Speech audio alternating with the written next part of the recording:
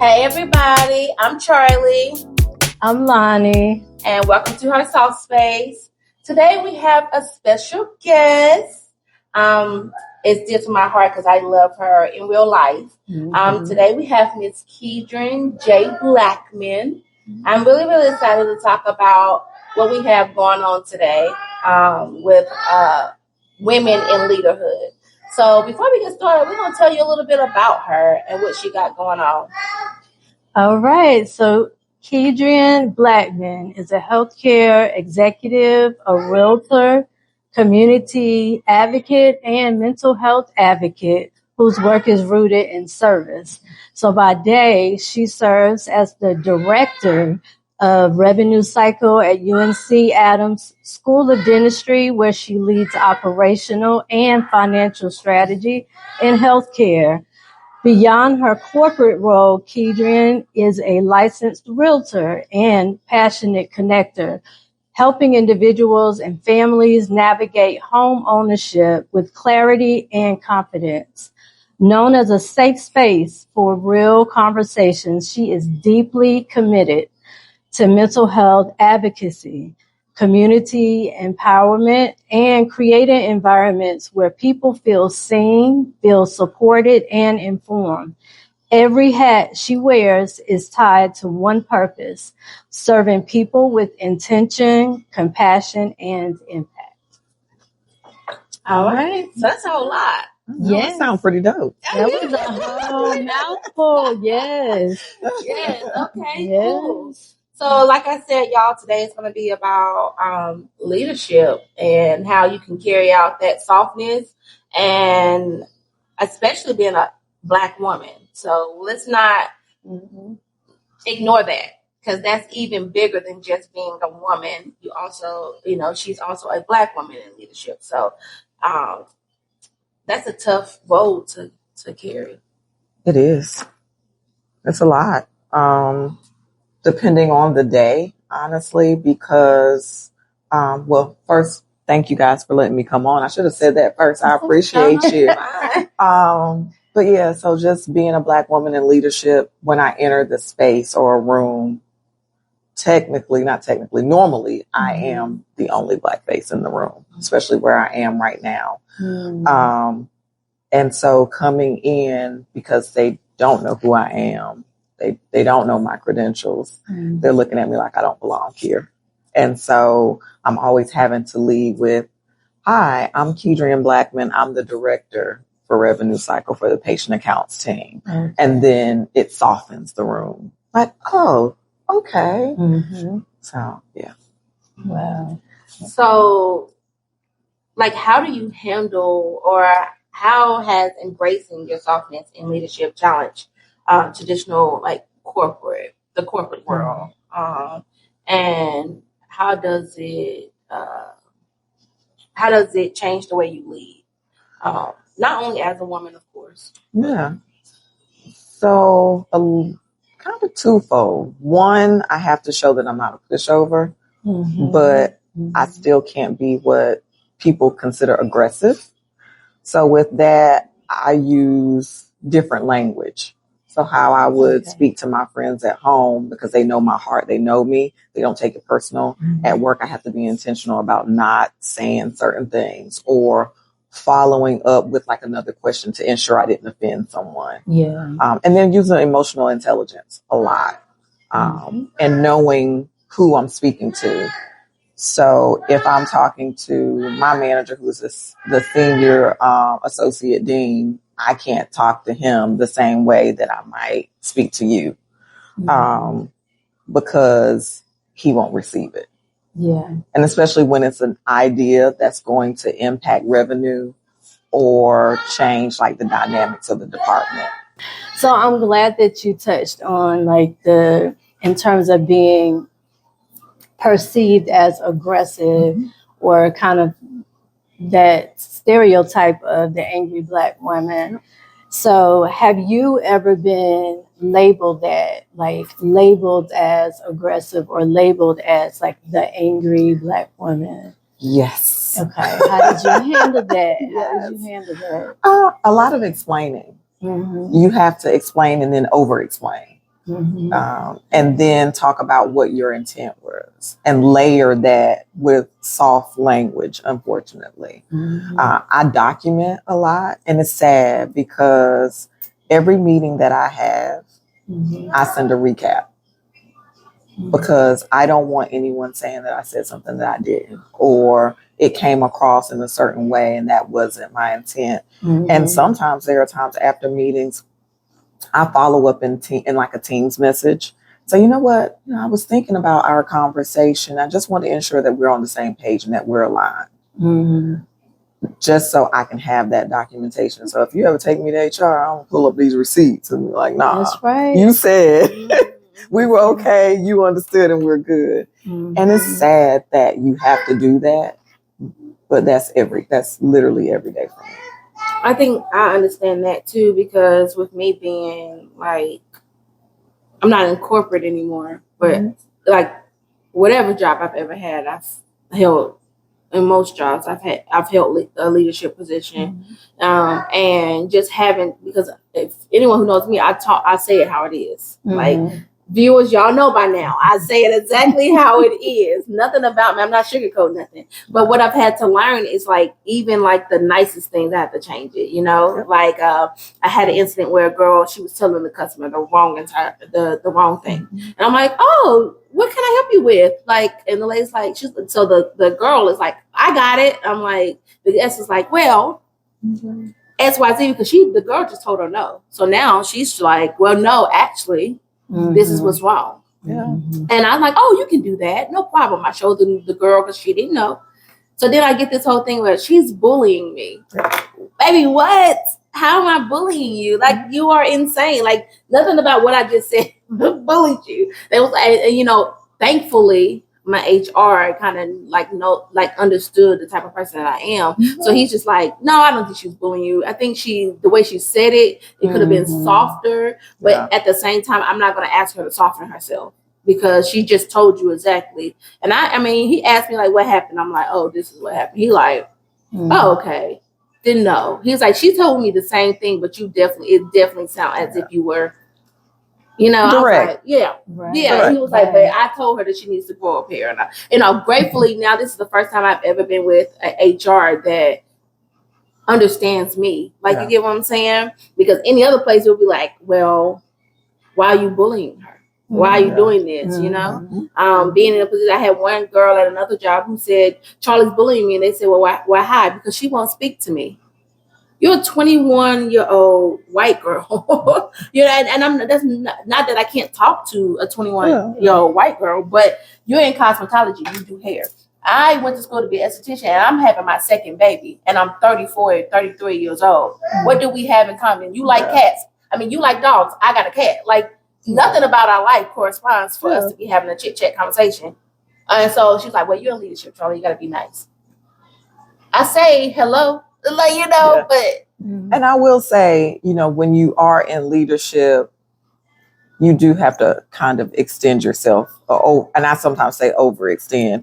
Because there are people, and hopefully anybody from UNC hears this, I love everyone. But there are people that like you're not supposed to have your faves, but there are people that I know that's going to come to work every day. They're going to do their job. They're going to go above and beyond. And for them, they are somewhat my faves. But there are others that give me a hard time.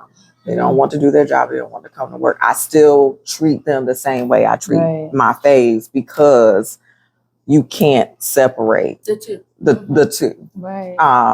And I tell all my managers and supervisors, and they'll tell you this, like, your team members are not your friends. Stop treating them like they're your friends. So they might come in and ask me, so how was your weekend?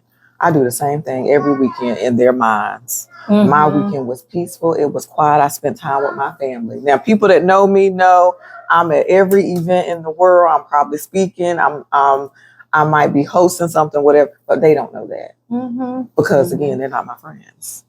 So I get what your HR person was saying. Sometimes it goes beyond just a hello because you have to make people feel included.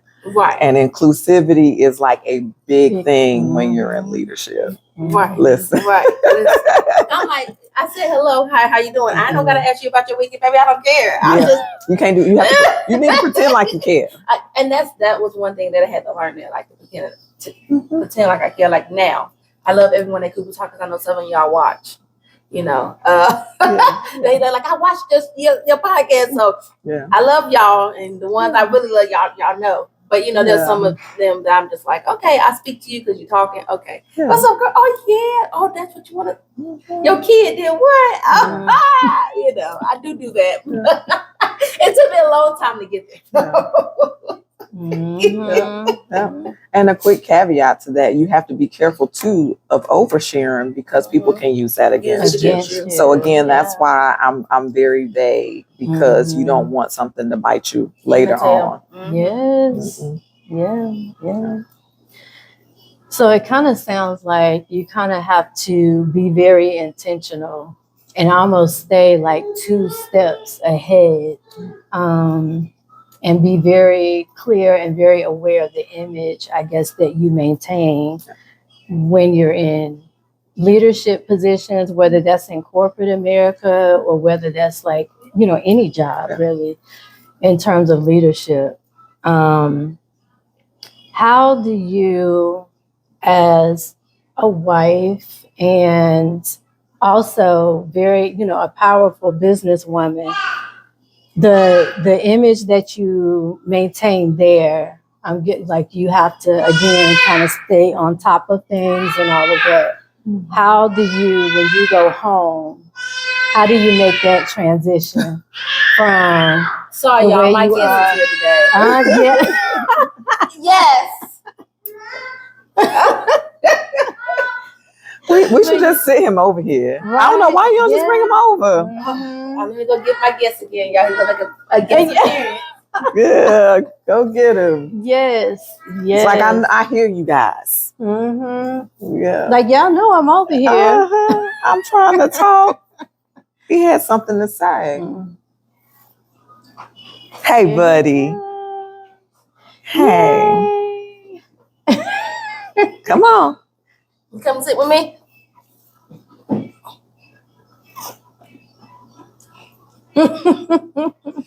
Good job. Here go our mini co-host again, guys. You're not staying long. Y'all know that. You got it. Yeah. You good? Yeah. All right. So transitioning from home, I don't know if I really transition. I do a little from the standpoint I don't have to be on as much when I go home. Right. I can speak in Ebonics if I choose and slang and all the things at home. So that is a transition. But like you said, just from the standpoint of having so many other businesses and then being active in the community, I'm still on when I get home. But I do designate time for my husband, my bonus son, do what we need to do, and then turn it back on because I'm the admin for my husband's nonprofit. I have a nonprofit. Like I said, I'm a realtor, speaking engagements, whatever the case may be. I pretty much try to be all things to all people, but no, when I'm empty, I sit things aside. But I do try to be there like for everyone. So I don't know. When I transition, I will say when I transition home, it's a little easy because then I allow Gene to lead. I don't have to. I don't have to be the boss anymore. He's boss. You're the boss now. I'm taking the boss hat off. And sometimes I'll be like, I don't even know if I can think for myself at this moment. Where did I put my shoes? Yes, because I get a lot of, I know as a therapist, I get a lot of clients who have trouble making a transition from like being at work to then going home. And a lot of times people don't realize just how important that is because otherwise you're going to feel like you're going from one job right into the next job. And it's just like, okay, where did my day go? I didn't get any time to myself to just kind of decompress and unwind. And I was going to say, I'm sorry. That's how it was when I was single because I was the boss. It was just me. And now I'm thankful I don't have to. And I think for me, like, sometimes you have like people who don't always act like an adult at work. Mm-hmm. And so for me being like, okay, I'm a lead. Yeah, there are other leads. Mm-hmm. But a lot of times people, I always laugh because one of my coworkers always laugh because they skip her. They will not ask her a thing. And they were like, hey, Charlie. And I'd be like, bro, you just passed 3 leads before you got to me. None of them knew the answer. Mm-hmm. Oh, I didn't ask. I'm tired, okay? Yeah. And you want me to lead all these people at work, and it's not as big as Kedrian's leading, but it's a lead, and it's just like, I got 2 kids, which means when I go home, guess what I got? Y'all hear him in the background. Mom, like, come on. Do you think I want to hear my name being called all day? It's ridiculous. I don't know how people transition, because for me, it's just never. It's really me leaving work, going to go. The only time I transition that little 7 minutes to get to daycare to pick him up. You know what I'm saying? And in the 30 minutes, he might go to sleep. He might be quiet in that 30-minute ride home. Mm-hmm. But once we get in the house, oh, baby, it's lit. We might as well have a party. Because either I'm telling him to stop or he's calling me my name. Like, I never know how to transition, and then by the time he's going to sleep, I'm like, I'm tired too. Mm-hmm. Yeah. Mm-hmm. So it's hard to do that. Yeah. But it speaks to who you are. If people are skipping other people and coming to you, then it's something about you that makes them feel comfortable and safe to ask you a question. And then secondly, don't downplay your role. Doesn't matter if it's my role as a director or as a lead, you are serving people and you're helping people. And again, it speaks to who you are if they're skipping people to come to you. Please don't skip, y'all. I promise y'all keep skipping. Keep skipping. You're growing her. You're building her. The first person you went to, I promise you, she got the same answer. If she don't, then she will come to me. But I promise you, go to them first. Nope. Keep going to Charlie. I'll be tired, boy. I'll be tired. How do you stay emotionally honest with yourself while still staying confident and capable as a leader? Therapy. We love therapy. Yes, we do. I process a lot in therapy, but also like my faith, prayer, and then I know you hear Gene a lot. Like he's my person. So I'll bounce things off of him. And then my friends. I have a good group of sisters. I don't even call them friends. We've been friends anywhere from 10 years to 30 years. Yeah. So I always go to somebody to figure out, am I going the right way? Am I thinking this correctly? Am I processing this? Mm-hmm. And then, like I said, honey, therapy. My therapist loves me. Mm-hmm. I had an emergency therapy session on yesterday. Mm-hmm. I texted her at 1:00 in the morning, like, I need to schedule therapy. She was like, she woke up. she wasn't woke, but when she woke up, she said, well, I'll talk to you at 6:30 tonight. Great. I'll be off of work. She's like, I know. Because she knows my work schedule. 6:30, yes, 6:30. Talk to you then. Because, baby, if it weren't for her, you know? We hold a lot. We hold a lot. And so sometimes me processing it, I have to step outside of myself because I always overanalyze everything. Mm-hmm. And I go down a rabbit hole. So I need somebody else to come in. Okay. Did I answer your question? Yes, that did. You know, the answer is therapy. I'm strong on therapy though. Mm-hmm. I send my friends to therapy. Listen, Lonnie got so many people who got her, and then she did a wrong thing by sending me her card and a picture. Because now I just be, oh, you need what? Okay, I'm adding you to my Rolodex. I don't play. I'm at the point now where everyone around me has to be in therapy now. Like, I need you to be in there. I need you to fix whatever demons you got going on, because I can't try to fix yours and fix mine at the same time. So, therapy is, I'm big on it. So I get it. Yeah. So then how do you handle burnout? Honest answer, sometimes I don't. Because I do feel like I have to be all things to all people, but I do listen to my body. Okay. And when I finally like shut down and I'm like, you know what, I'm empty, I can't pour out anymore. Yep. So there's the gym, there's time by myself. I like to go sit at the restaurant by myself and just eat. I'm like, this is my alone time. I need to think. Or spending time with my friends. Believe it or not, that helps recenter me.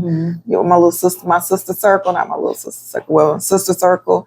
And then, like, I'll say, Gene, like, I need time. And then he'll be like, okay, let's clear the schedule. And we're going to do whatever. Even if it's like do nothing, I might sit and just binge. Let's binge watch TV. He's sleeping, I'm watching TV. So, yeah. My way of burning out is, getting away from burning out is going to Mr. Tokyo. I've been there. Girl, so good. I'm trying not to tell everybody my secret, but I love that place so bad I can't help but talk about it.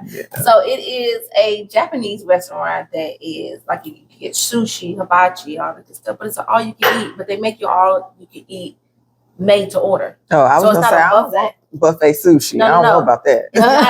It's not. That's why I like it because it's not buffet sushi. Okay. I order what I want and then they make it and bring it to you, and it's just all you can eat. And I literally go there, and it don't cost me too much. You know, I've spent $25 total because that includes her tip. Oh, and me a drink. Mr. Tokyo. Okay, Mr. Tokyo, you need to pay up for that. Oh, you listen. All right, but I'm there all the time, and it's really like people are like, why are you always there? I'm like, because one, I can get some sushi, but two, I just sit there. And no one's bothering me. It's not too much. You ain't got the person beside you too loud. Everybody who comes there like kind of knows like this is a time for peace and quiet. Like you ain't got nobody in there too loud. Like I done seen dudes who I know probably good as heck. Like, okay. And they sitting there quiet, peaceful, talking to each other. I'm like, see, this is why I love this place. Everybody is here and everyone is under the same accord. Shut up and enjoy your food. Ain't nobody loud. It's so peaceful. Writing that down.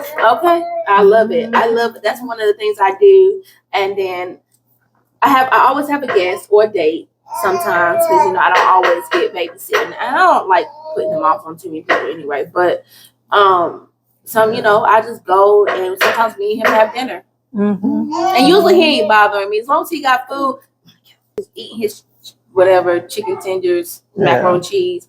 And I'm sitting here and I'm just enjoying a glass of wine and eat my food, and then we go to the house, or sometimes I might cook at home, but I can sit in the living room or my bedroom, put him on Miss Houston on somebody's electronics and call it.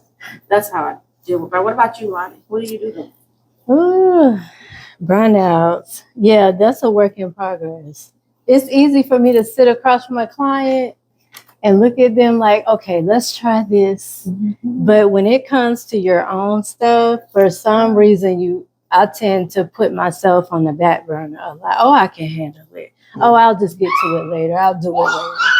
So that's still a work in progress for me. Right now, burnout looks like me sitting in a quiet room. Yeah, lights off, nothing is on, not the TV, not a radio. I'm not on my phone, no social media. I'm just literally sitting there trying to clear my mind because I think a lot of times I need that like transition from work to home because I will carry things that people unload.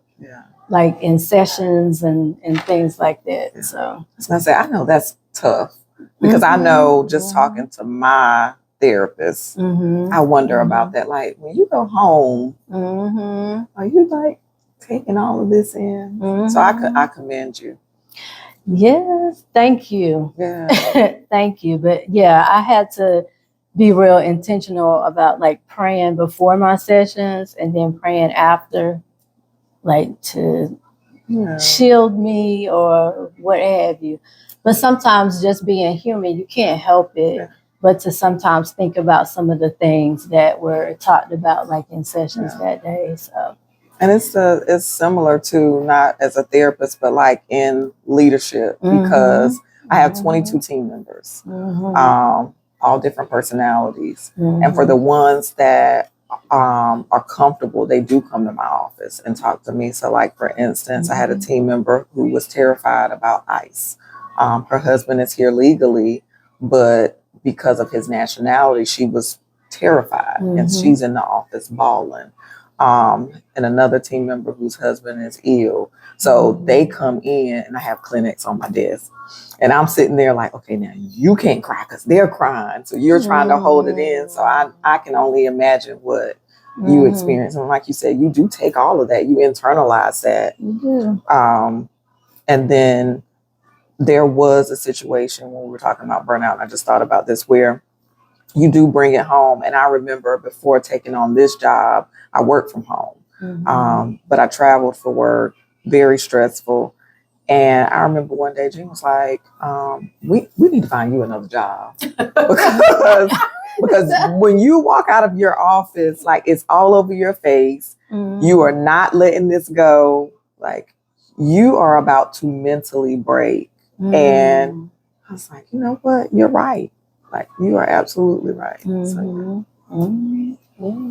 I can only imagine how hard that is though, working from home. I always say I want a work from home job. And then I say, not to be able to leave these four walls is going to drive me insane. Yeah, but it wasn't the working from home that was getting me. It was everything that I had to deal with. I miss working from home. If I can find a job working from home.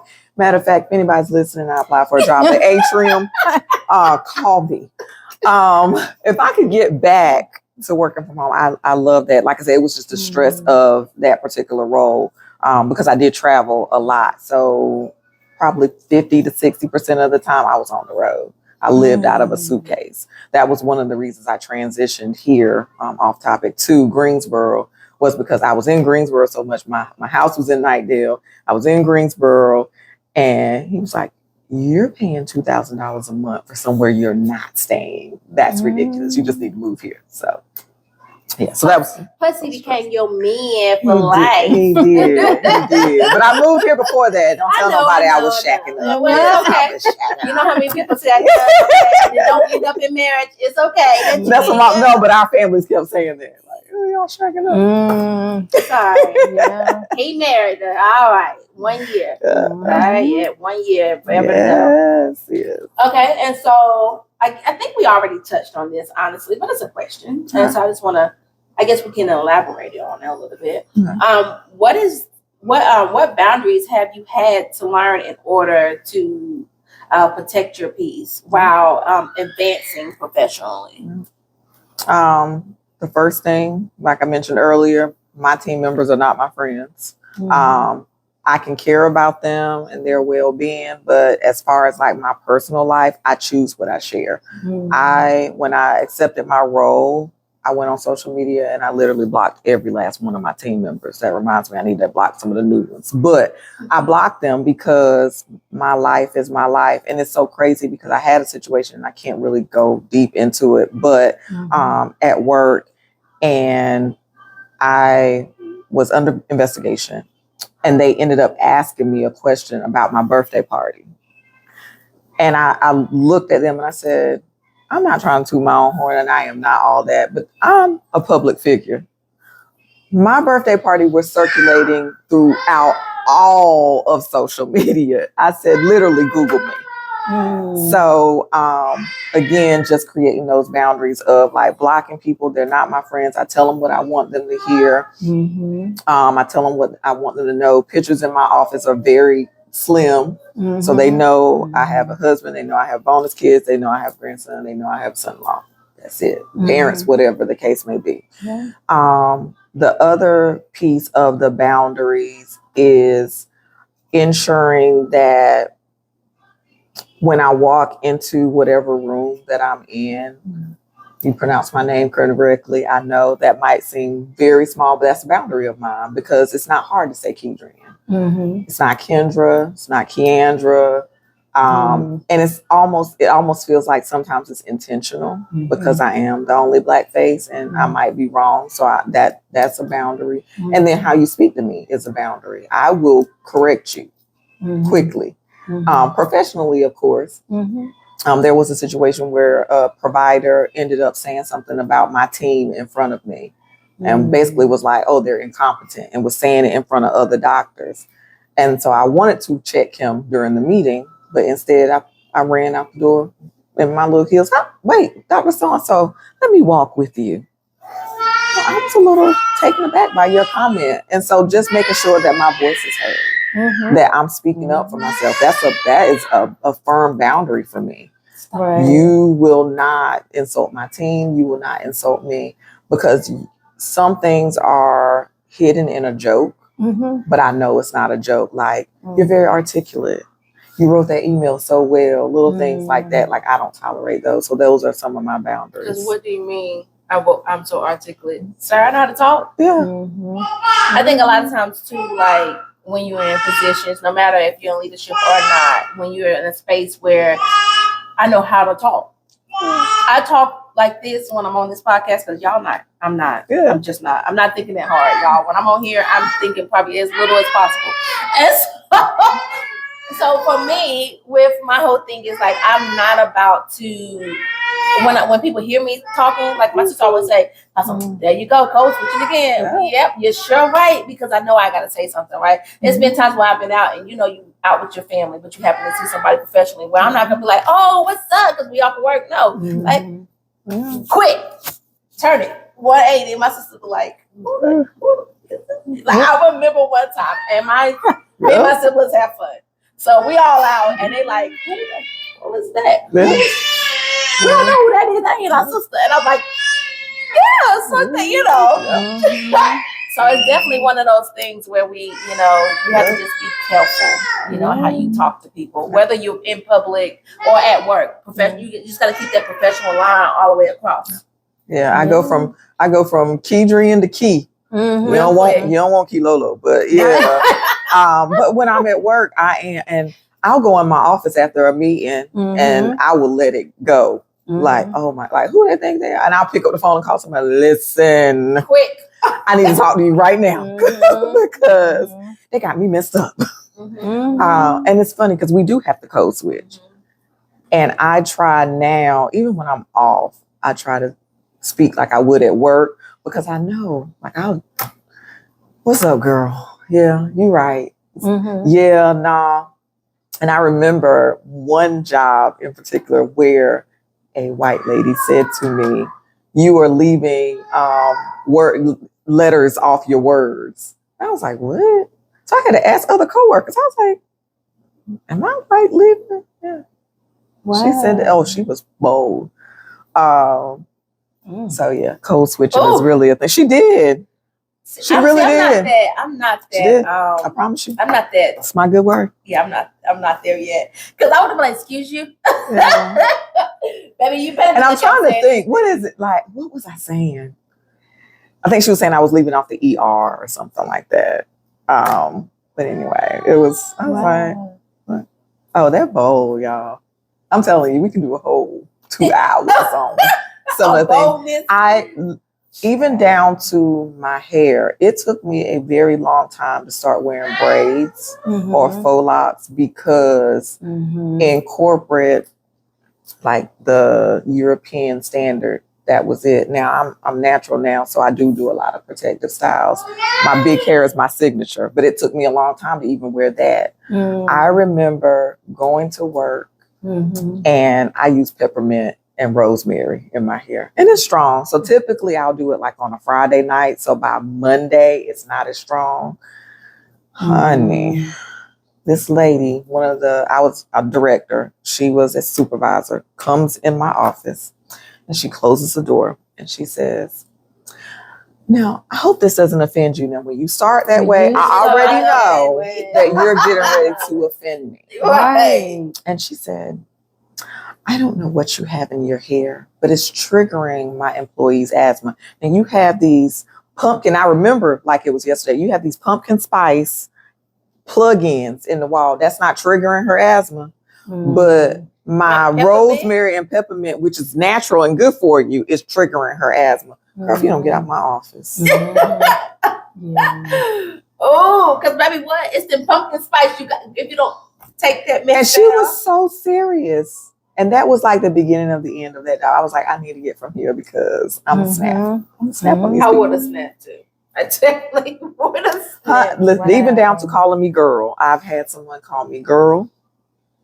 Like, it is very challenging. And like I said, now I'm not saying all white people are bad. Please, No, I don't want anybody not. thinking that. That's not what I'm saying. But then there are a few that really push the envelope and challenge me. Like, who you calling a girl? And she looked at me and said, I believe you're a very intelligent girl. I was like, is she talking to me? Wow. And she did not blink or stutter when she said it. And I was sitting in her office. And I said to her, and I know I am a very intelligent woman.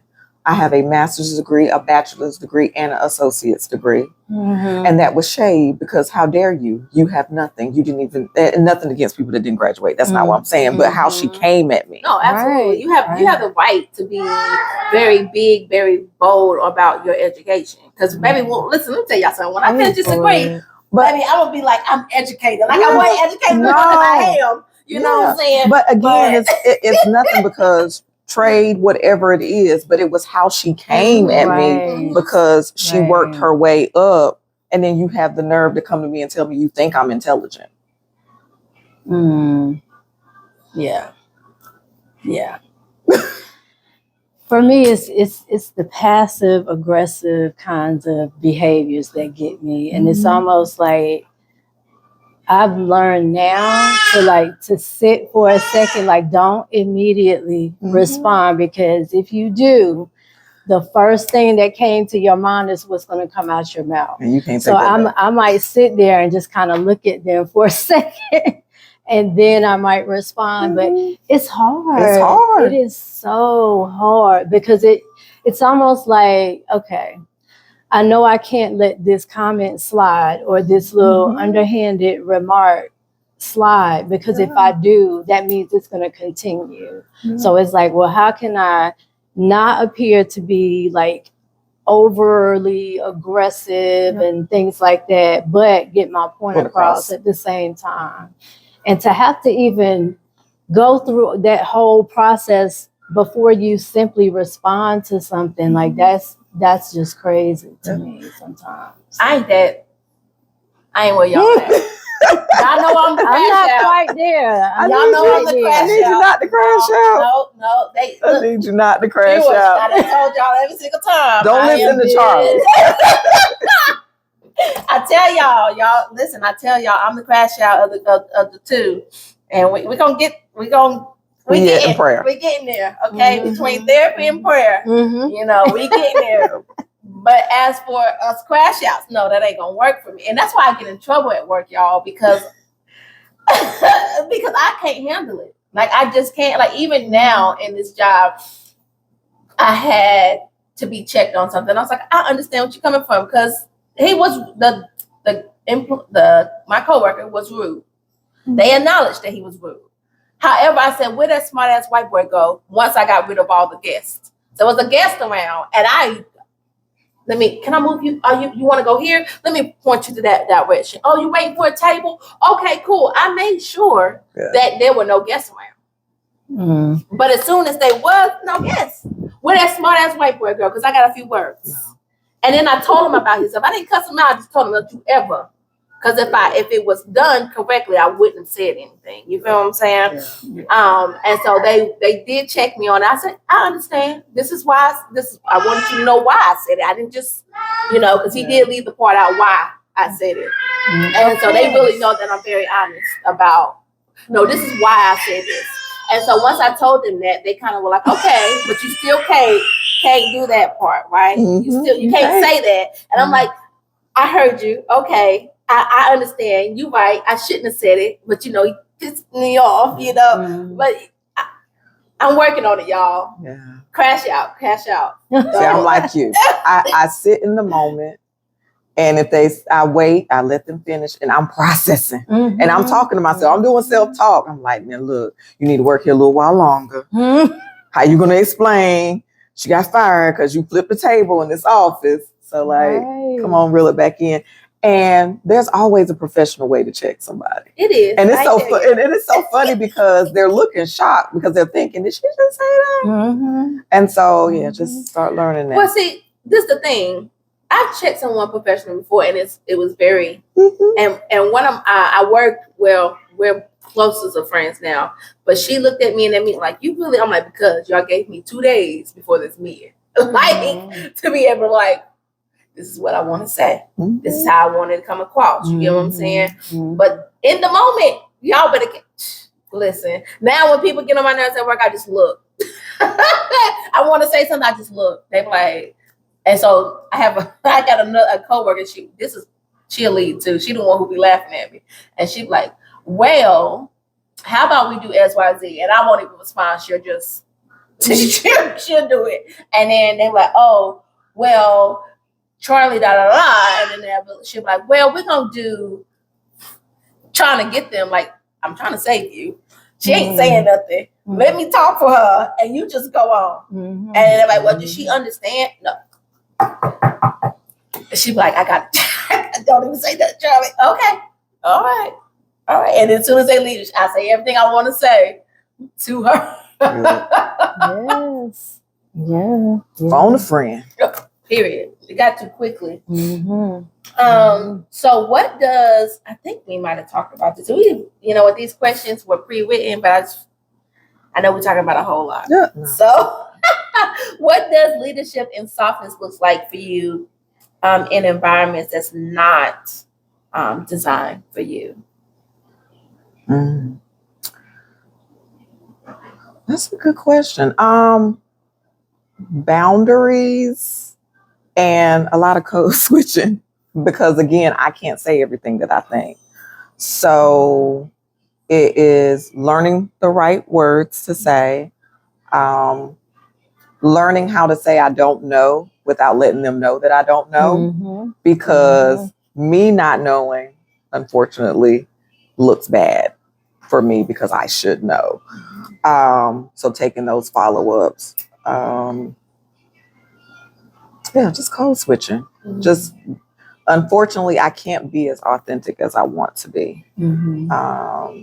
Even down to what I wear.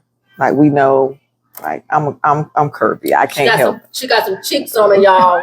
So I have to be mindful of that, like of what I wear, fragrances, how I wear my hair. Now, sometimes I'm at the point now I really don't care. You're going to get what you get. And they say the stupidest stuff because they know it ain't my hair. Oh, your hair looks so good. I hate that. I hate it. I didn't know your hair was that long. Girl, don't piss me off today. Don't piss me off. Yes. Yeah, and I do a lot of reading. So I do a lot of self-help books. So that has helped too with like leadership. Now, if you know any, I'll take suggestions. I don't know a lot of leadership self-help books that are made by us. But the book that really has helped me was the Boundaries book, and I always mess her name up. Can I? Yeah, go ahead. Because this might help somebody. But that book has really helped me, and she is a Black lady. Set Boundaries, Find Peace. It's by Nedra Glover Tawwab. That book has been very, very helpful. And it's funny because I told my therapist I was reading it, and I try to read it like every quarter. I'll go and read it again because I always end up getting something different. That has helped. And then, like I said, just various leadership books. Right now, I am listening because I do a lot of listening. I drive an hour and 20 minutes one way to work every day. And so I'm listening to Let Them by Mel Robbins. Yes. Love that book. Yeah. I'm about to get that tattoo. Yeah, that I love it. That has helped me too. I am. I'm about to get that tattoo. So I'm literally like in a meeting or whatever I'm doing. I'm like, let them, let me. So again, just creating those boundaries and being okay with code switching and realizing that it doesn't change who I am. Now, I don't code switch to the point where I completely compromise who I am. Right. Right.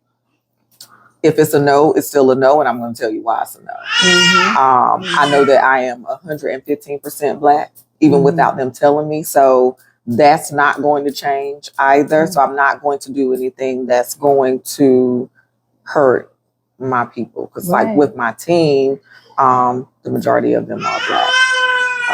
on my team. Did you do that on purpose? They were already there when I got there. Okay. Now, what I've noticed is that the dynamics are starting to shift a little because we are doing some hiring. But no, it wasn't on purpose.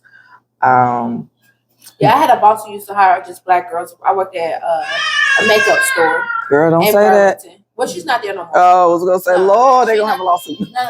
No, she did it because we were fully white staff. No, I got you. And so she decided that she wanted a certain team, and she wanted to put some of us in it because some of the reviews literally on there was there are no girls who look. I'm a black woman. There's no black women in the store. So she took 6 months and she hired all black women. Yeah. And she was like, I'm not. And our GM was a white woman, but she was okay with that because she was also new to the store too. I was like, Lord, I don't want them in trouble, girl. No. She wasn't in trouble. She actually was told her boss. Yeah. Like I'm only her. So her team were mostly black. I think we had an Asian girl on the team, but her team was mostly black because of that. And I think for me, or I know that's the challenge because from a leadership standpoint, the team, they do not see the back end of how hard I go for them. In their mind, you're this director and you don't care about me. And so that is one thing that really bothers me because I go hard for my entire team. But like my people, like I'm going to bat for you. I'll make sure you're right. I am. And even with like the hiring process, like I sit on the various committees for hiring. And sometimes you can see, I don't want to say discrimination, but that's what it is. You can see where they're leaning this way. Like, for instance, there was an interview where the young lady didn't have any experience. And they were like, oh, she's a good candidate. I'm like, why? When you have this person right here and you can tell, like, sometimes looking at names, you can tell. I'm like, this person has everything that you need, but you're talking about this person who had a mentorship and has no. And so I was adamant. And finally I said, you know what? I don't want to be on this committee anymore. Like, if you're not going to listen to my input, I'm telling you what you need based on what the role is and based on this person having to support my team. This is what you need. I don't care what color they are. I need them to be qualified. And you have this qualified person here and they are black. Why are we not interviewing them? Why are you not moving them forward? Okay, well, fine. You do what you need to do. I don't want to sit on this anymore. I like my HR now because he literally hired someone for everybody. He even said that. He has a queer girl with colorful hair. Yeah. He got the straight up black girl. You know what I'm saying? He has a gay guy up there. He got the standard white guy. You get what I'm saying? You got the black girl who quiet. She look like she might be a little scary, but she's still cool. Like you know what I'm saying? When I say he has someone for everybody, I like my job right now. And so just having that diversity, it feels good. You get what I'm saying? Because you don't have to have, like I said, a manager who had to purposely hire black girls because she needed them in the store. You know, where they had to be qualified, but she had to make sure, like, okay, she got qualifications and we need her because we have to have a different dynamic because the customers wanted that. Now that's crazy for the customers to be putting in the reviews. The reason why I don't like going to the store is because there's none of me in there. That is insane. You know what I'm saying? So I like the fact that I'm even at a store where you got somebody for everybody. And our HR thinks of that. And you have me. And I'm that person that thinks of that because I want a diverse team. We all bring something different to the table. And the other caveat of that is mentoring them. Like my managers and supervisors know if you want to be mentored, because I always tell them, I ain't come here to take over and I ain't come here to stay. So I am okay with mentoring you to move into my position. I am not intimidated at all. You can have this seat and this headache, but just being willing to mentor them and give them that knowledge. And it's up to you to want it. Now, some of them feel comfortable. And I've only had 2 that really felt comfortable coming to me and saying, you know what, I do want to start meeting with you one-on-one. Like, what can I read? Or, you know what, you're a little too harsh. And I had one young lady that I really loved as a leader on my team. And I was able to say to her, you know what, you got to soften up a little bit.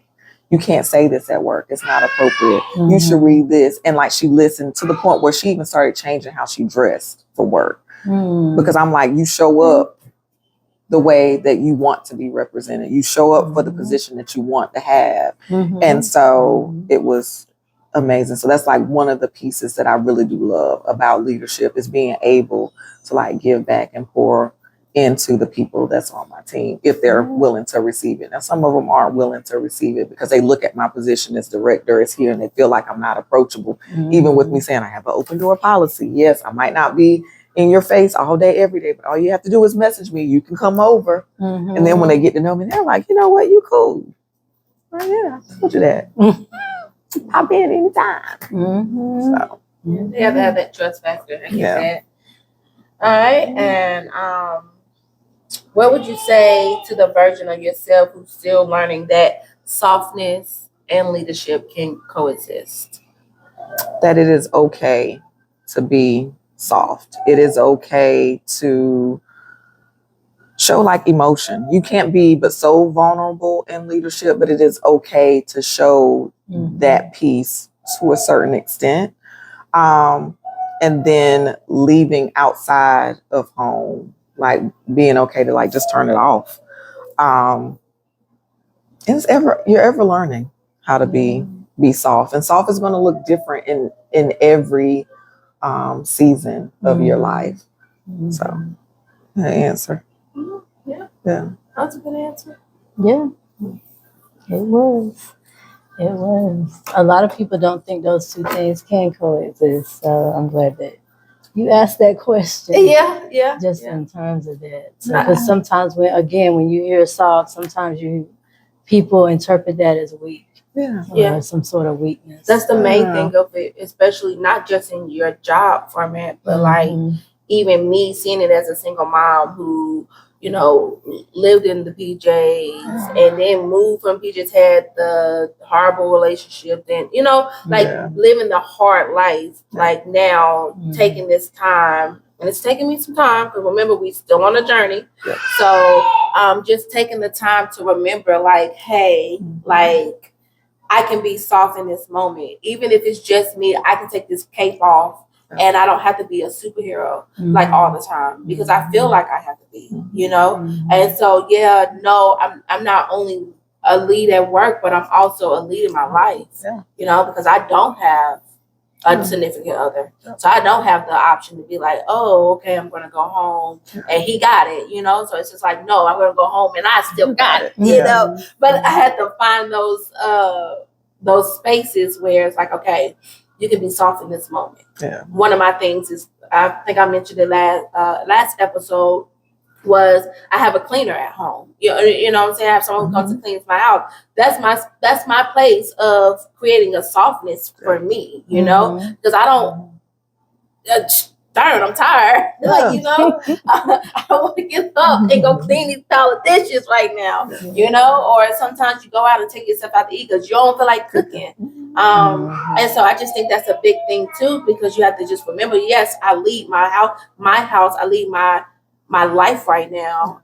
One day, God, that tracking number ain't came yet. We just waiting for the package, Lord. Just saying. Anyway, but until someone else is here to lead me and get me to my destination, like I have to remember, like you still have to take a time to be soft with yourself. Go get a pedicure. Go get your hair done. I literally went to go get my hair a ponytail. I could do this. I can literally do this on my own, right? But instead, I decided, let me go to the hairstylist. My friend was like, you really want to go? Yes. Now, all the hairstyles you do, you're going to choose a ponytail to go to the? Yes. I don't want to do it right now.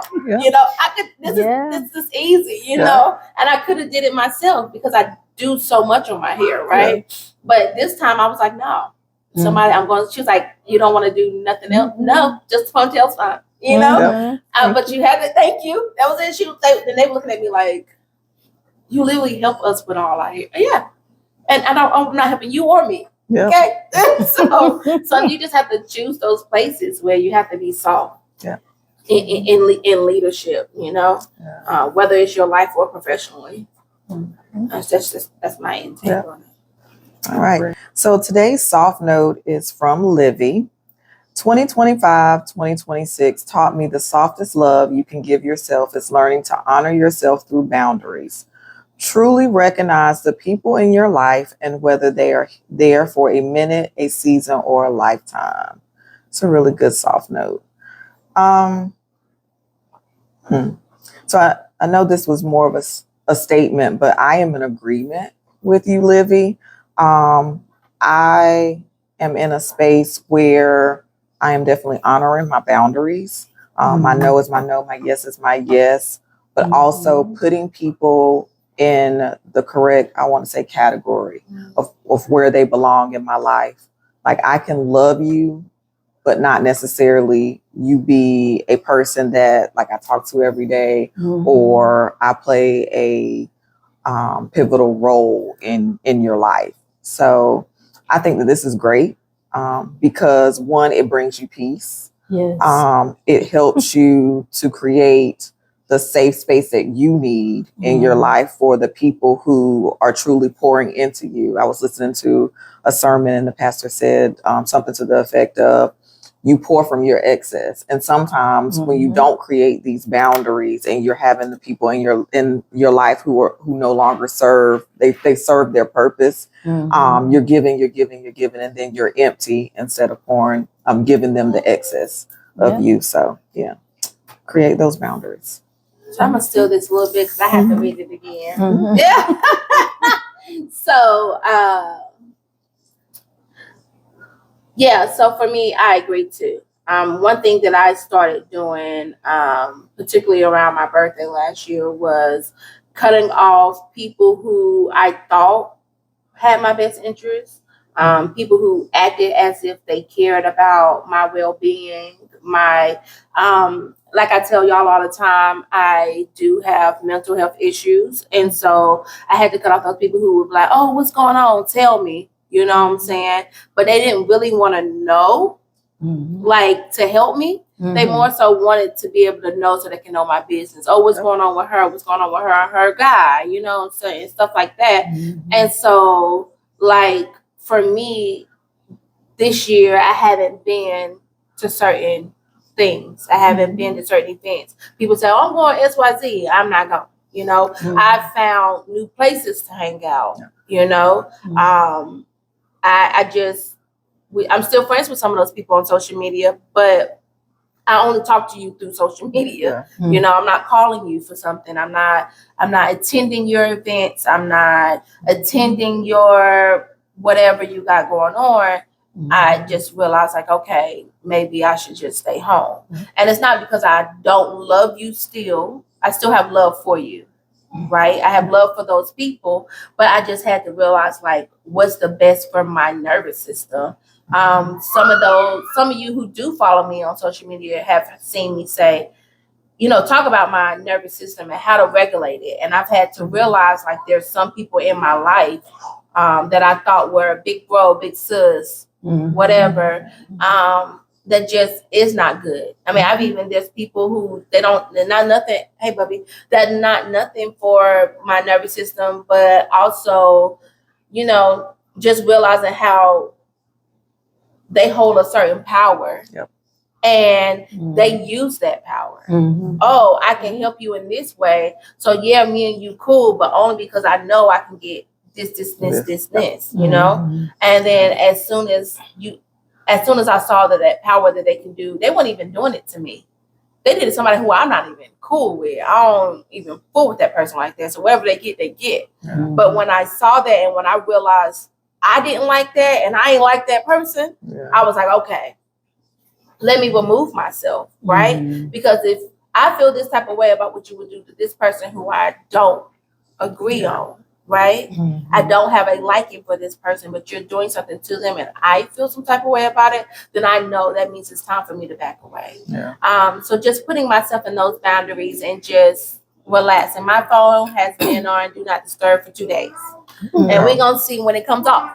But right now, I'm enjoying it. And I get to people when I see them. Now, if I know, you know, me and Lonnie text. So I know I'm looking for Lonnie's text messages. Or if I know we're talking or today I know we were doing taping. Eventually she gonna text me, or vice versa, right? And so knowing that she had clients and stuff today, I did check my phone to make sure I didn't miss anything. But just keeping that, you know, I don't see you. If I pick up while you calling, that just happens that I just happen to have a phone. Just happen to have my phone.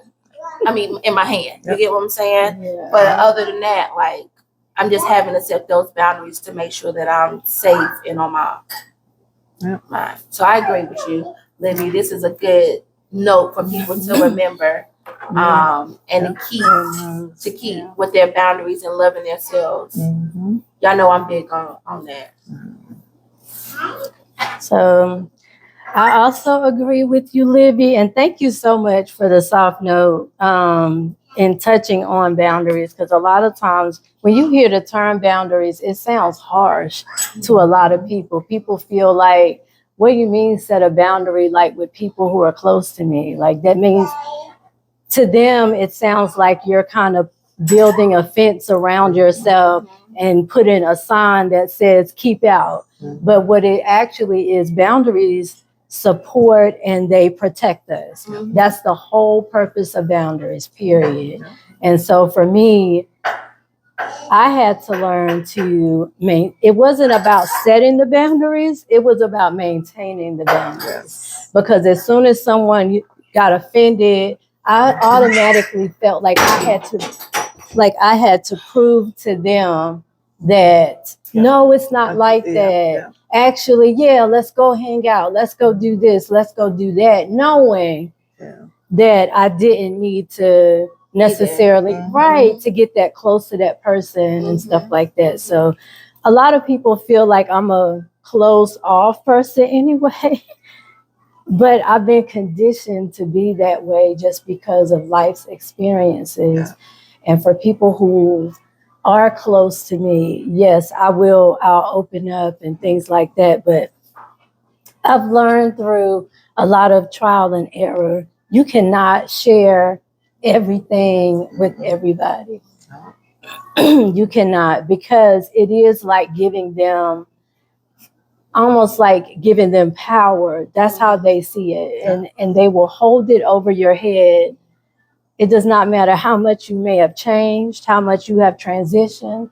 You could be at a totally different place in life, and it will be that one person that you might have vented to some years ago. Oh, I remember when. And that's actually when they'll come out with it as if it's something that makes a difference. So I've had to block somebody off of that, telling someone else my business. And it was like 5 years later. Like you and I and the other person know, and then you go and you tell somebody else, and then that person comes and backs and says something to me, and I'm like, well, the only person that you know that would have told you that is so and so. You know what I'm saying? So it's a direct link. And then I was like, you know what? I no longer want that person to be able to know anything about me. You know what I'm saying? And it wasn't even a big thing. It was just like, but it's not. It doesn't matter. I told you in confidence, and you betrayed me. So it wasn't nothing like, oh, major that's gonna change my life. It was just simply like something small. I was like, if they would tell you something that small, imagine if I had told them something like gigantic, right? And then they told you. Do you know how that would crush me? You get what I'm saying? I told you something that I want nobody to know. Now, the information they told, I didn't care for people to know. It don't bother me. But had I told you something that, and then you told that to, oh my God. And I never really had a whole lot of boundaries. You get what I'm saying? I had a single mom with 4 kids. What boundaries where? There is no boundaries. You get what I'm saying? And so having to teach myself years later on boundaries, it's hard. But I'm getting to the point now where it's like, no, it's even been times where I say I'm gonna set this boundary, and people come that I say I'm gonna set the boundary with, and I'm like, just like you said, like they're like, oh, you don't, that sometimes they guilt trip you for you not telling them stuff. You know what I'm saying? And it's like, oh, well, the reason why, and now you go into and this you're whole, explaining. And you shouldn't have to. And you shouldn't have to. I'm guilty of that. Definitely guilty of that. So now, baby, you can't you can't get through my phone, really. I'm not picking up for no. If your number ain't saved, I don't know who number it is. You can get a spam call. I don't pick up until I get a text message or a voicemail saying who you are. Then I'm like, oh, let me pick up that. Let me call them back if that's what I choose. You know. Right. So And I'm like you. My phone is on do not disturb during the day, and then at night so during the day from 7 to 5, and then at night from 11 to 6 in the morning. You got a small window. Unless you call the business number, that's always on. Yeah. But I used to have it to where I just had a relax at 11 o'clock. My phone goes on relax, which means it doesn't ring. It's blacked out. I can't get on social media or nothing. At I could always turn it off, which most of the time if I'm up just doing nothing, I do. But and then once I fall asleep, my phone can tell when I'm asleep. I used to have a watch. Now my phone and my watch can both tell you when I'm asleep.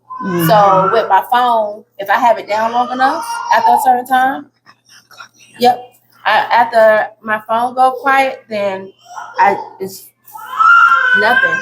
So, but all right, guys. So we are done this week. I just want to say thank you, Kedrian, so much for your time. I hope it was helpful. It was. I know it's gonna help somebody. Yes, it helped me. We're gonna get you there. Crash out. It's okay. I'm gonna get there. One day I ain't gonna be able to say that, but it was definitely helpful. We thank you for coming on and giving us your time. Appreciate y'all. This was fun. Good. We glad. I don't know the next date, y'all. I didn't look. I'm gonna be honest. So I don't know but 2 weeks from today. 2 weeks from March 5th, we'll have our next episode. But we will see y'all soon, and we'll talk to y'all later. All right. Stay safe.